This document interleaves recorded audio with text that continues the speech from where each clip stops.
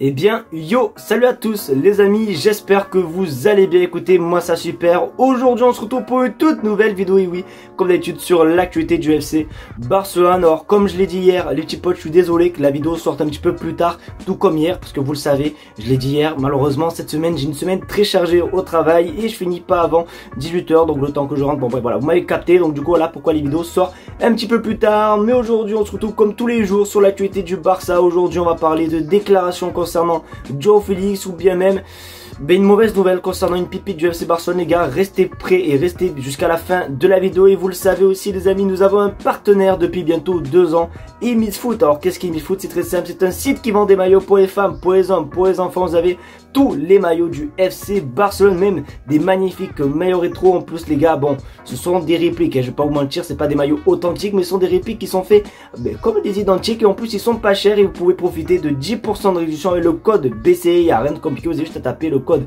BCE dans la barre de recherche de coupons et le coupon est appliqué. En tout cas, merci à tous ceux qui iront faire des commandes, ça m'aide énormément les petits potes. Je vais arrêter du coup de parler, on passe l'intro et on commence par l'actualité numéro 1, c'est parti.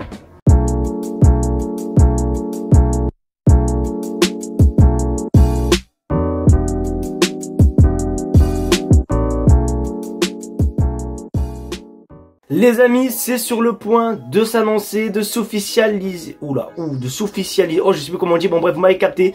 Ça va bientôt s'annoncer. L'annonce est bientôt proche concernant tout simplement, tout simplement la règle du 1-1, les amis. Et oui, le Barça va redevenir avec cette règle qui va énormément nous faire du bien. Alors, je vais encore me répéter et tout, mais pour ceux voilà, qui rejoignent la vidéo qu'aujourd'hui et qui ne savent malheureusement pas qu'est-ce qu'est la règle 1-1, je t'explique. Alors, la règle 1-1, c'est très simple. C'est une règle qui te permet tout simplement, imaginons si tu vends 20 millions d'euros de maillots, c'est une règle qui te permet tout simplement de prendre tous 6 millions d'euros pour les mettre dans le marché des transferts, tandis que avant le Barça n'était pas dans cette règle et du coup le Barça devait plusieurs sous à trucs, et du coup ils avaient qu'un seul pourcentage parmi les ventes, tandis que la règle du 1-1 permet d'avoir 100% des ventes et tu peux les utiliser sans problème au mercato estival. Mais du coup regarde sur ton écran, les membres du conseil d'administration de Barcelone tiendront une réunion jeudi et un accord qui ramènerait le club à la règle du 1-1 pourrait être annoncé après cela les amis. Donc je pense honnêtement que cette fin de semaine va être assez agitée concernant tout simplement cette règle et concernant même par rapport au mercato les amis, parce que si le Barça venait à officialiser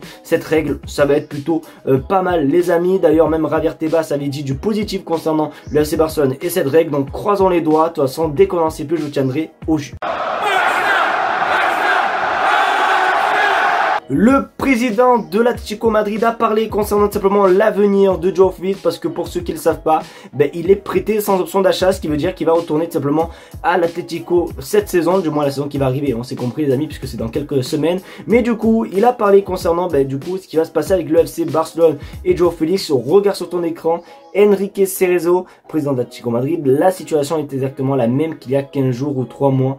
Il est un joueur de l'Atlético Madrid et il joue en prêt à Barcelone. Nous ne savons pas ce que veut Barcelone.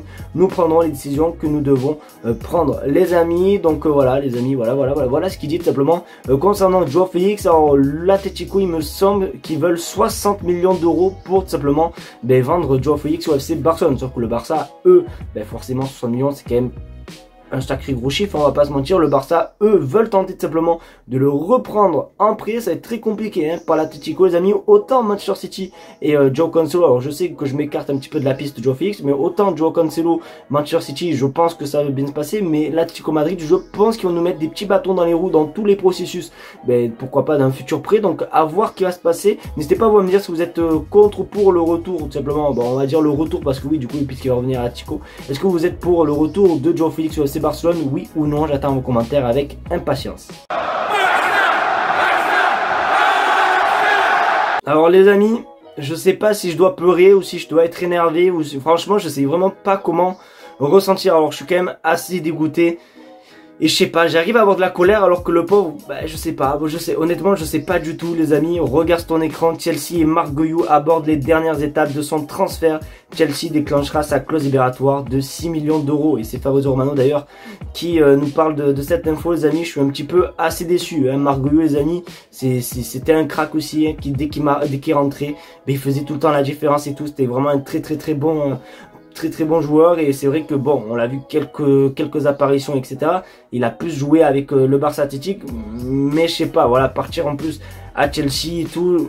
Je sais pas, honnêtement je sais pas du tout. Je pense j'aurais été lui, honnêtement. Après bah, il a fait son choix, on respecte etc et on ferme sa bouche, mais moi j'aurais été lui. Je pense que j'aurais un petit peu attendu déjà la pré-saison, voir comment ça se passait avec Hansi Flick etc, parce que c'est vrai que peut-être avec Xavi bah, il n'y avait pas une bonne attente, mais je sais pas, honnêtement je pense que moi j'aurais peut-être attendu. Et après il y a aussi peut-être une bonne petite nouvelle les amis par rapport à ça. Alors oui, c'est jamais une bonne nouvelle hein, de voir un joueur partir, mais la seule petite bonne nouvelle que je peux trouver dans ce petit transfert, c'est que tout simplement, ben, si Marc Guehiot part, ben, le FC Barcelone, je pense pas qu'ils vont prendre le risque de prêter Victor Roque du coup, parce qu'il y aura que Lewandowski les amis, et voilà quoi, tu vois. Donc je pense honnêtement que si Marc Guehiot part, ça va laisser quand même une belle petite place à Victor Roque, donc à voir ce qui va se passer. Mais je suis quand même un petit peu déçu par Marc Guehiot. Moi j'aurais aimé qu'il reste au Barça, et en plus c'était quand même un bon petit crack, donc voilà, bon courage à lui, et voilà, le meilleur dans sa carrière, hein, tout simplement les gars.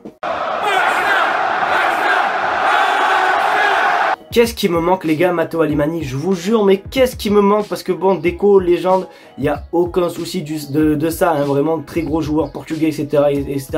Mais directeur sportif, c'est pas ton rôle, Deco. Je suis désolé les amis, regardez sur votre écran, Deco veut recruter Luis Diaz, tandis que le conseil d'administration de Barcelone préfère Nico Williams. Quoi qu'il en soit, le club ne peut pas les signer, sauf s'il vend Rafinha, les amis. Vraiment là c'est déjà que le fait que Deco veut Luis Diaz à la place de Nico Williams, et déjà qu'il faut vendre Rafinha pour tout simplement recruter un des deux.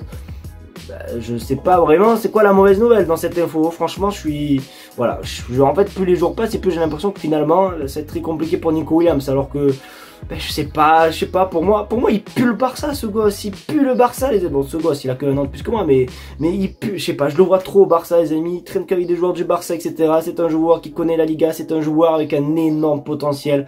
Bon rien, bref, voilà, vous m'avez compris les amis, moi j'aurais trop aimé qu'il truc. Après les gars, attention, c'est pas fini, hein. Vous savez que dans le foot, tout peut changer, donc à voir ce qui va se passer pour l'avenir de Nico Williams. Mais c'est vrai les amis que moi je le veux, mais à Barcelone, mais mille fois, donc comme vous le savez, comme je dis à chaque fois, affaire à suivre.